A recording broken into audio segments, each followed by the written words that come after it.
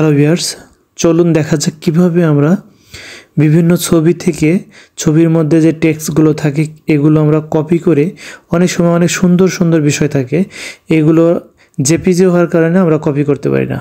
But আমরা একটি উপায়ে খুব সহজেই যে কোনো জেপিজি বা ছবির উপরে লেখাগুলো আমরা কপি করে সেগুলো আমি ওয়ার্ড ফাইল অথবা এক্সেল ফাইল অথবা নোটপ্যাডে কপি করে নিতে পারি। এর জন্য আমরা এই ফাইলটি দেখব। এটি একটি জেপিজি ফাইল, আপনারা দেখতে পাচ্ছেন এটি একটি জেপিজি ফাইল।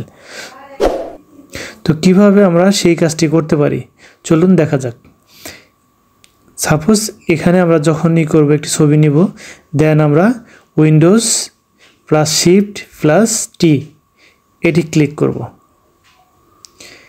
এটি ক্লিক করার সাথে সাথে আমাদেরকে একটি প্লাস চিহ্ন আসবে, যতটুকু প্রয়োজন আমাদের সেটুকু আমরা সিলেক্ট করে নেব।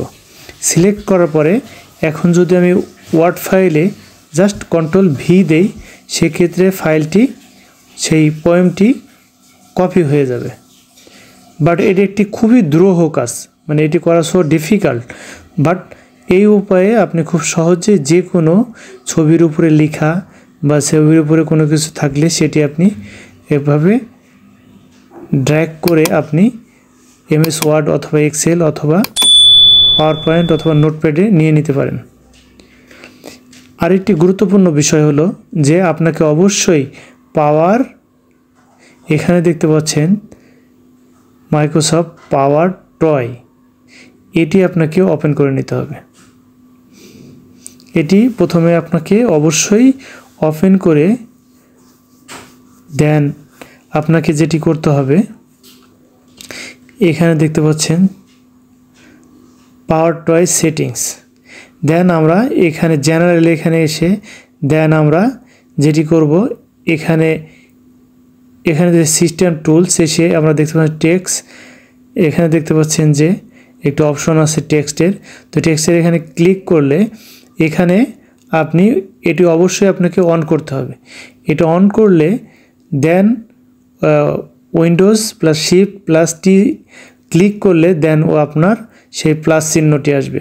সেক্ষেত্রে আপনি ড্র্যাগ করে ওইটুকু জাস্ট অটোমেটিক্যালি যখন আপনি সিলেক্ট করবেন, সিলেক্ট করার পরে আপনি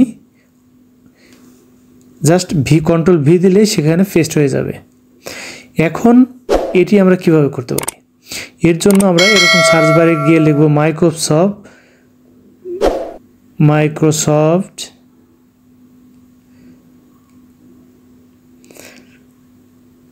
এখানে দেখছেন পাওয়ার টয়েস।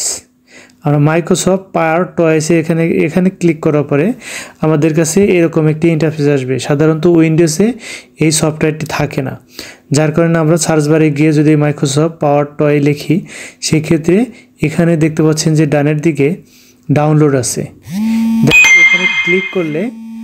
এখানে ক্লিক করলে ডাউনলোড হয়ে যাবে। দেন ডাউনলোডের পরে আপনি যেটি করবেন জাস্ট ইনস্টল দিয়ে নেবেন। আশা করি এটি আপনাদের কাজে লাগবে। ধন্যবাদ সবাইকে।